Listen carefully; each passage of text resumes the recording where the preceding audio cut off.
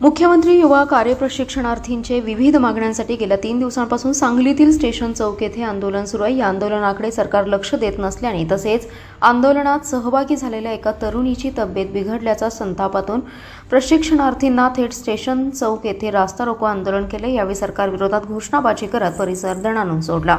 आंदोलन करणाऱ्या प्रशिक्षणार्थी तरुणीला भुवळ आल्यानंतर रुग्णालयात दाखल करण्यासाठी ॲम्ब्युलन्स उपलब्ध नसल्याने प्रशिक्षणार्थी आक्रमक झाले। यावेळी आंदोलक तुकाराम बाबा महाराज यांनी विद्यार्थ्यांना आवाहन केल्यानंतर रास्ता रोको मागे घेण्यात आला। यावेळी कोणताही अनुचित प्रकार घडू नये यासाठी पोलीस बंदोबस्त तैनात केला होता। दरम्यान तिसऱ्या दिवशी राज्यातील काही जिल्ह्यांच्या आमदारांनी फोनवरून पाठिंबा दिलाय। तसेच जनसुराज्य पक्षाचे नेते समित कदम यांनी आंदोलनस्थळी भेट देत लवकरात लवकर तोडगा काढण्याचं आश्वासन दिलं। मुख्यमंत्री युवा कार्य प्रशिक्षण योजनेतील प्रशिक्षणार्थींना कार्यरत शासकीय आस्थापनांमध्येच कायमस्वरूपी रोजगार प्रदान करण्यात यावा, याच वेतनावर कायम ठेवण्यात यावं, रुजू दिनांकापासून वयग्राह्य धरण्यात यावं, युवकांची गरज असेपर्यंत ही नियुक्ती देण्यात यावी आदी मागण्यांसाठी गेल्या 3 दिवसांपासून हे आंदोलन सुरू करण्यात आले। येथील स्टेशन चौकात हे आंदोलन सुरू आहे। येथील यासाठी राज्यभरातून प्रशिक्षणार्थी आलेले आहेत।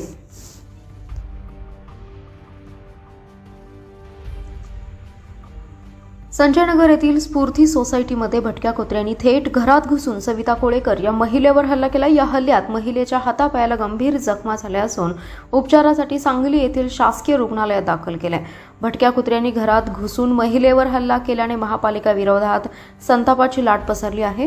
रस्त्यांवर फिरणाऱ्या नागरिकांवर भटके कुत्रे हल्ला करतात, मात्र आता नागरिकांच्या घरात घुसून कुत्रे हल्ले करत असल्याने नागरिक घरी तरी सुरक्षित आहेत का असा सवाल आता करत आहेत। रविवारी दुपारी संजयनगर येथील स्फूर्ती सोसायटीमध्ये सविता कोळेकर या घरी झोपल्या होत्या। यावेळी घराचा दरवाजा उघडा होता। 5 ते 6 कुत्र्यांनी घरात प्रवेश करत महिलेवर हल्ला चढवला। त्यांच्या हातावर, पायावर आणि इतर अंगावर कुत्र्यांनी जबरदस्त हल्ला केला, त्यामुळे त्या गंभीर जखमी झाल्या। त्यांना शेजारच्या लोकांनी तातडीने पद्मभूषण वसंतदादा पाटील शासकीय रुग्णालयात दाखल केलं। उपचार सुरू असले तरी त्या घरात रक्ताच्या थारोळ्यात सापडल्याची दृश्य अंगावर शहारे आणणारी होती। दरम्यान या प्रकरणामुळे संजयनगर परिसरात संतापाची लाट पसरली आहे। खूप गांभीर्यानं ह्या गोष्टीचं लक्षात आलं।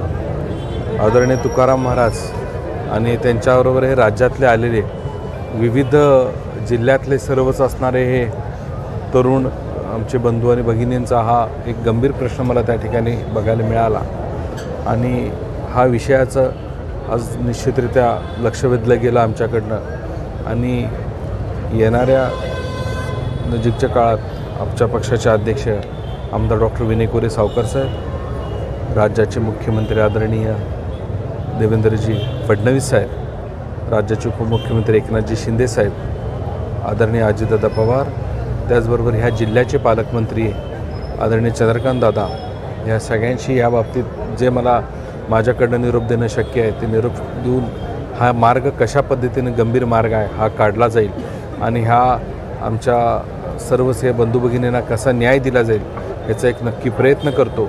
त्याचबरोबर यामध्ये एक निश्चित लक्षात आलं की ह्या खात्याचे विभागाचे मंत्री आदरणीय लोढासाहेब यांच्यामध्ये जो कम्युनिकेशनचा फरक थोडासा जो लक्षात येतो आहे तो नक्कीच एक आपण सगळ्यांनी दूर करणं आवश्यक आहे। तर तो करण्याच्या दृष्टिकोनातून या सगळ्यांशी चर्चा करणार आणि लवकरात लवकर हे उपोषणाला आपण स्थगित करावं अशी विनंती मी आज या ठिकाणी तुकाराम महाराजांना केलेली आहे। ते त्यांच्या सर्व सहकाऱ्यांशी चर्चा करतील।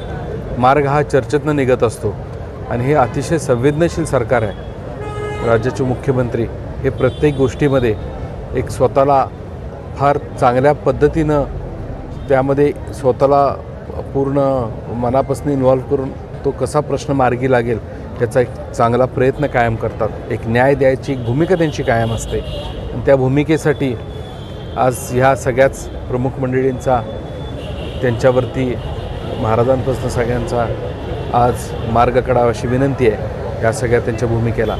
तर आपण नक्कीच त्यांच्यासाठी प्रयत्न करू आणि हा लवकरात लवकर मार्ग काढून आज यांना जिकडं तिकडं त्यांच्या गावी पाठवून महाराजांना ह्यामधनं त्यांच्या कार्यास पुढच्या कार्यामध्ये कसं मोकळं करता येईल याचा प्रयत्न आम्ही नक्की करू।